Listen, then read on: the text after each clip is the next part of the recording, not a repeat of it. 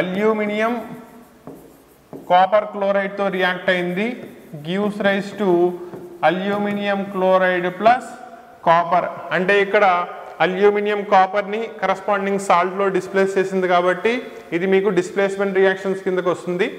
Aluminium ఉంది, copper and chlorines ఉన్నాయి.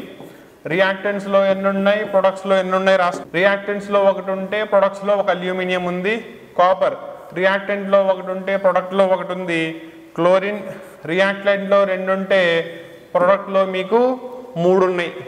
ఇది 2 టైమ్స్ కాబట్టి రైట్ సైడ్ లో దీన్ని 2తో మల్టిప్లై చేయండి.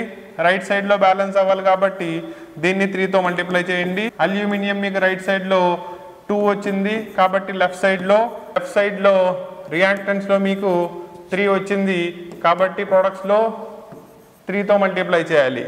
And it is a balanced chemical equation.